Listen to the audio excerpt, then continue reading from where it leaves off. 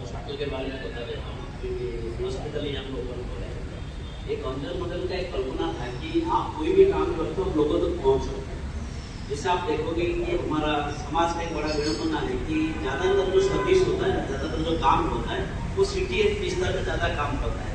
अपना तो चलो शहर विस्तार में आता है और सिटी विस्तार में ज़्यादा काम होता है। जैसे आप देखोगे तो 80% जो रिसोर्सेज होता है, हॉस्पिटल की लो कि कोई एजुकेशनल सेंटर की लो, कुछ एडवांस केयर का बात करो, कोई एडवांस डायग्नोस्टिक फैसिलिटीज का बात करो, आप देखोगे तो सिटी एरिया में होता है। और हमारा इंडिया का जो ओवरऑल सिनेरियो लो कि गुजरात का जो ओवरऑल सिनेरियो लो, 80% लोग ग्रामीण विस्तार में रहते हैं और 80% सर्विस शहरी विस्तार में होता है।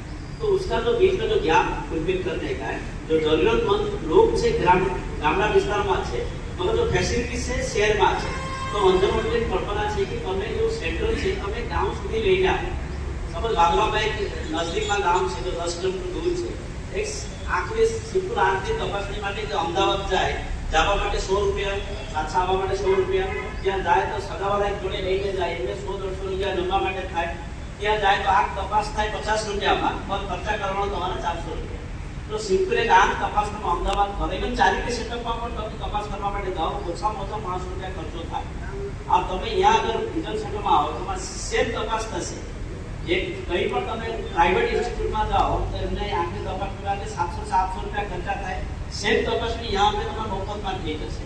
यहाँ पर ऑटो रिफ्लेक्टोमीटर છે, નોન તમે કઈ જોતા ચશ્માની દુકાન આગળ એક કમ્પ્યુટરાઇઝ ચશ્માની તપાસ, ત્યાં તો ઓછામાં ઓછું 50 રૂપિયા તો લે તપાસ માટે અને ચશ્મા માટે બીજા 700-800 રૂપિયા એક્સ્ટ્રા ખર્ચો થાય। તો અહીંયા આવો તો સ્ટ્રીટ લેમ્પ છે, અહીંયા ઓટો રિફ્રેક્ટોમીટર છે, નોન કોન્ટેક્ટ ટર્મોમીટર છે, ઓપ્થાલ્મોસ્કોપ છે, રેટિનોસ્કોપ છે। તો આંખના બેસિક ડાયગ્નોસ્ટિક માટે કોઈ પણ તપાસ હોય તો यहाँ पे તપાસ થઈ જશે।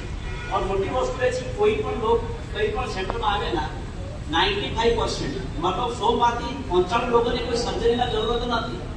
જો 100 માંથી 95% લોકોના કામ यहाँ થઈ જાય એટલે શહેર વિસ્તારમાં જવાની જરૂર શું?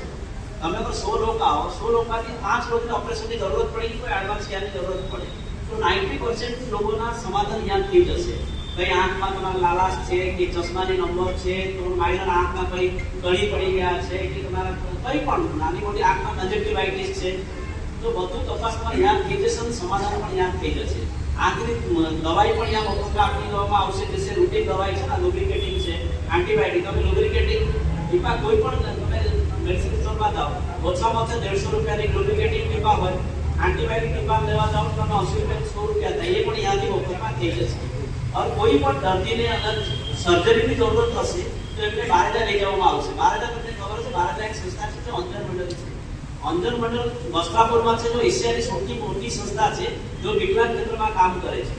તો અંજન મંડળની તમારે એ તો ગુજરાતના ગૌરવ છે, હું તો ઓડિશાના છું। અંજન મંડળ છે ખાલી ગુજરાતમાં નહીં, ઇન્ડિયામાં નથી, એશિયા પ્રદેશના સૌથી મોટી સંસ્થા જો વિકલાંગ ક્ષેત્રમાં કામ કરે છે। લગભગ અમારા 750 થી વધારે સ્ટાફ મેમ્બર્સ ત્યાં છે। અને હોસ્પિટલની વાત કરો 150 સ્ટાફ મેમ્બર્સ હોસ્પિટલમાં છે। और હોસ્પિટલ આર્ટ પર એની પ્રાઇવેટ હોસ્પિટલ તમે કોઈ પણ પ્રાઇવેટ હોસ્પિટલ જોડે તમે કમ્પેર કરી શકો। તમે બધા મોટી હોસ્પિટલ છો, તમે પ્રાઇવેટ હોસ્પિટલ વિઝિટ કરતા હો, એકવાર તમે બારેજા આવીને જો તમે ત્યાં તમારા લાંબીલાલ ઓપરેશન થિયેટર છે, વડોદરા આપા ફિલ્ડ ઓપરેશન થિયેટર છે, ત્યાં તો ઇક્વિપમેન્ટ છે ઓછામાં ઓછા 7 થી 8 કરોડ રૂપિયાની ઇક્વિપમેન્ટ બારેજા હોસ્પિટલમાં છે। તમે કમ્પેર કરો એ કોઈ પ્રાઇવેટ હોસ્પિટલથી કમ્પેર કરો તે કમ નથી। તો અંજન મંડળ વિશ્વાસ રાખે છે કે તમે કોઈ પણ કામ કરો, તમે ક્વોલિટી કામ કરો। અગર તમે ક્વોલિટી કામ ના કરીને તમે ચેરિટી કામથી કોઈ ગલત કામ કરો તો એ ક્રાઇમ કહેવાય। સતત તમે यहाँ पे જમવાનું આપો, કોઈ પણ આવે તમે પ્રેમથી આપો, વ્યવસ્થિત જમવા માટે આપો। સેમ ચીજ અમે હોસ્પિટલમાં કરીએ છીએ। કોઈ પણ દર્દી આવે, દર્દી ફી મતલબ કોઈ નહીં, ફી મીન્સ વોટ, અમે કઈ ને કઈ પૈસા મળ્યા છે, અમે લોકો ફ્રી નથી કરતા। તમે લાગે છે દર્દી તમે ફ્રી થાય છે, ફ્રી મીન્સ તમારા જેવા કોઈ માણસ ત્યાં પૈસા આપેલા છે એટલે ફ્રી થાય છે। તો એ સંસ્થા દર્દી માટે ફ્રી છે, સંસ્થા માટે તો ફ્રી નથી। તો સંસ્થાના એકમ છે કે તમે કોઈ પણ કામ કરો, સંસ્થાના દરેક તમે કોઈ પણ કામ કરો, તમે ક્વોલિટીની સાથે કામ કરો। કોઈ પણ દર્દી આવે ત્યાં તમે સેફ ટ્રીટમેન્ટ આપો, આઈધર કોઈ પૈસા ભરીને કરે કે મફતમાં કરે। મફત દર્દી માટે મફત છે, પણ અમારા માટે તો મફત નથી, અમે તો પૈસા લઈએ છીએ। હું પણ પગાર લઉં છું, ડોક્ટર પણ પગાર લઈએ છીએ। તમે ક્વોલિટીમાં કોમ્પ્રોમાઇઝ કરવાનું કોઈ જરૂરત નથી, કોઈ દયા નથી કરતા, સંસ્થા દયા નથી કરતા, હું દયા નથી કરતો, કોઈ ડોક્ટર પણ દયા નથી કરતા। એ દર્દીના રાઇટ્સ છે, એ દર્દીના અધિકાર છે કે ત્યાં જઈને હકથી એટલા સેવા માંગે કે હું આંખ તપાસ કરવા માંગુ, આંખ તપાસ કરો।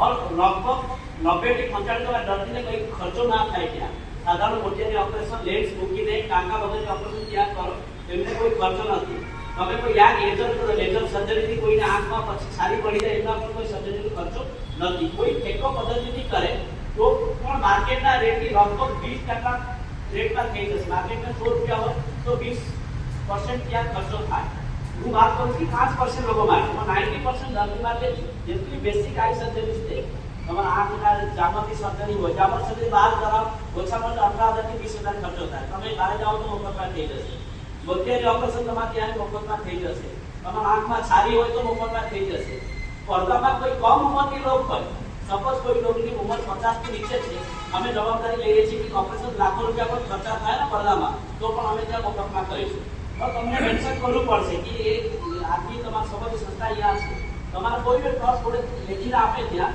કે તમે એમને ફ્રીમાં કરી આપો તો અમારા સંસ્થામાં ફંડ ચાલુ કરીશું એક વિન વિન સિચ્યુએશન હશે તમારા સંસ્થા છે અને બધા માટે કરવાનું છે કોઈ સપોઝ 100 દર્દીને કોઈ 5 દર્દી ત્યાં ફેકો સર્જરી કરે તમે એના મનમાં રાખતા કેમ પૈસા ભરીને કરી તમે અગર બોલો તો એમને પણ મફત કરી આપો તમારા